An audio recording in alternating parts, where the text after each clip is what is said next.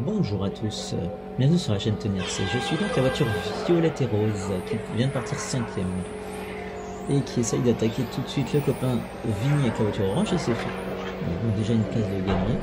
Alors nous sommes ici au Yellow Racing Club à Lowe, près de Requem, à la frontière belge, donc vraiment tout près de chez moi puisque j'habite donc à Tourcoing près de Lille dans le nord de la France. Et donc nous sommes ici 5 dans cette catégorie. Nous venons de voir la voiture blanche qui était partie deuxième faire une faute. Et donc la voiture d'Alix, le petit jeune pilote local. Et là je suis donc en train d'essayer d'attaquer mon copain Xavier d'Anjou. Vous connaissez, qui nous a fait aussi le comptage à la course du RCPA. Et donc Xavier qui est dans sa catégorie fétiche. Et donc la grosse bataille entre nous deux. Et donc la voiture verte de Xavier et la voiture rose de Tony RC. Donc on roule tous les deux sur la même voiture, même Vigny aussi sur une AOS Matix. Et là c'est vraiment serré. Alors, voilà. Donc ici nous sommes dimanche 26 février actuellement. Et c'est parti donc pour cette finale qui est donc je crois que c'était la 3e finale. Donc là Xavier qui est en train de me mettre quelques mètres. Parce que, en fait j'étais assez terrorisé de cette piste parce qu'il y a quand même beaucoup de balisage en bois et en fait comme les voitures vont très vite, on est ici en catégorie Touring 13,5, vous avez vu que je viens de toucher les vibreurs, donc il y a des plots dans les virages, les plots orange, et voilà, donc là j'ai refait aussi une deuxième touchette, donc ça m'alarme, ça me met une alarme, donc Xavier vient de me distancer, je vais devoir attaquer pour essayer de revenir sur lui. Et en fait, c'est, comme je disais, une piste assez dangereuse dans le sens où vous voyez qu'il y a beaucoup de balisages qui sont en bois. Et donc, dès qu'on touche, soit ça casse, soit ça déboîte. Alors, la plupart du temps, sur nos voitures, nous, ça les casse pas, mais ça les déboîte au moins une chaque. Et dans cette catégorie, on est bon pour refaire tout de suite un banc complet de réglage. C'est une catégorie qui est très précise au niveau réglage, c'est-à-dire que dès que vous faites une grosse touchette, quand vous tapez un coup, là on peut voir que j'étais trop à l'attaque et j'ai fait un tête à queue en pleine dans le virage. J'étais trop fort sur le gaz, j'ai trop délesté aussi. Donc là du coup je fais ma petite course tout seul, mais Xavier on peut voir qu'il venait de faire aussi un tête à queue, ce qui me permet de revenir sur lui. Alors derrière on peut voir que le premier s'est accroché avec Alix. Le premier qui était au-dessus du lot, Stéphane Remens, un pilote flamand, qui était d'ailleurs présent au GP3F. Et là on peut voir aussi que je suis vraiment à l'attaque pour essayer de revenir sur mon copain. Et là ça commence à payer puisque je reviens dessus. Je vous laisse un petit peu regarder.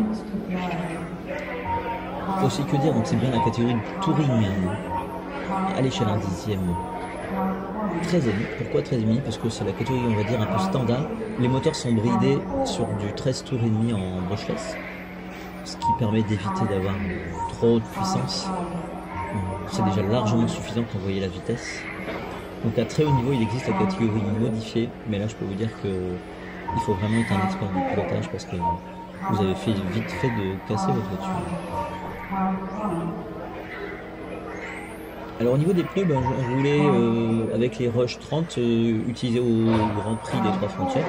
Donc on roule à petit budget, de toute façon c'est pas une course, c'était pas une course avec beaucoup d'ampleur. La preuve, il y avait plein de catégories, mais là en Touring 13,5 on était seulement 5, donc c'est un peu triste d'avoir si peu de monde.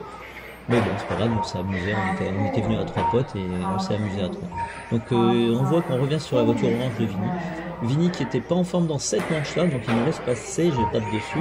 Parce qu'il il aurait pas dû faire ça, c'est que là il s'arrête pour me laisser passer, alors que voilà. Et donc là, le fait de l'avoir au cul, ça m'a un tout petit peu déconcentré, on peut le voir, parce que j'ai fait aussitôt une faute dès qu'il était derrière moi.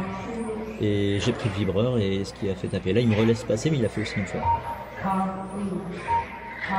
Donc, du coup ça donne un peu d'espace à Xavier. On est à 4 minutes 30 et vous allez vous dire qu'il reste plus de 30 secondes, mais non, dans cette course, alors je refais un vibreur encore.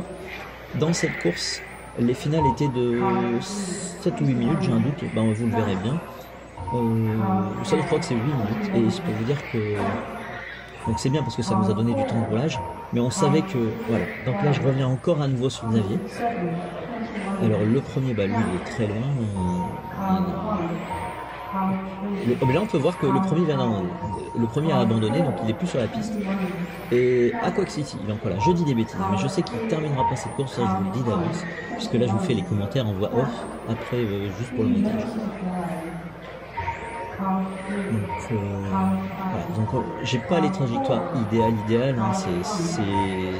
Je suis pas hyper à l'aise là, et vous voyez que je viens de tourner bien trop large.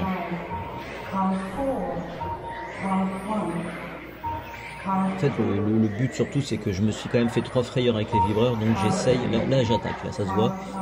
Hop, hop. Et là, je reviens vraiment sur Xavier. Je suis bien large pour vraiment. J'essaye d'attaquer, mais j'essaye vraiment d'éviter de me retourner. Donc, dans cette partie-là, ici, on vient de voir qu'après le comptage, je suis toujours plus rapide.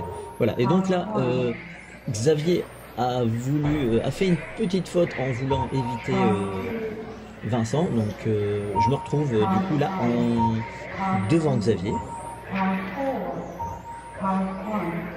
À ce moment-là, deuxième de la course.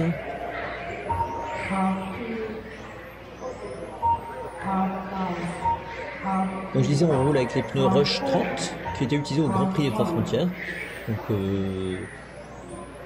pas de dépenses inutiles, il n'y a pas d'enjeu dans cette course, on va pas racheter des pneus neufs, on s'en fiche un peu, on est là pour rouler entre copains, et puis surtout pour faire du roulage. Wow. Voilà. Là Xavier m'a un peu complètement déconcentré sur ce coup là parce qu'en fait il a failli me percuter et ça m'a tellement déconcentré qu'ici je fais un tête à queue. Ça je m'en souviens, c'est que ça m'a et là je laisse passer le premier qui me met un tour, donc il me met un tour au bout de 6 minutes 40, donc c'est assez raisonnable. Je me fais prendre un tour par le meilleur. Xavier qui va devoir aussi certainement le laisser passer. Ah voilà, c'est fait pour Xavier.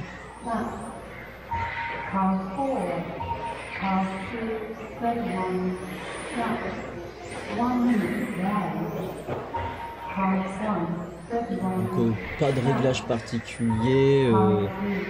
Là j'essaie vraiment une dernière tentative de le redoubler. Là on voit que c'est vraiment la bataille entre nous, c'est vraiment très chaud. Comme il m'avait pas fait de cadeau là où je vous avais montré, et ben forcément je suis pas allé au contact, mais forcément j'ai tenté de repasser. Voilà, et là du coup à force d'attaquer je pars à la faute, et là je me coince, je repasse au-dessus du balisage, je me coince contre le tuyau. Allez, en tout cas le ramasseur après analyse me remet pas là où je m'étais retourné, il me remet juste avant le comptage, et ça avec l'énervement et le stress je ne m'en étais même pas rendu compte, mais c'est en regardant la vidéo je me rends compte que j'ai fait un tour en 10 secondes au lieu d'un best lap en 12, et je repars devant Xavier, et au final je termine premier de cette course, ce qui n'est pas du tout logique. Voilà, c'est pas mérité pour ma part, j'aurais dû finir deuxième.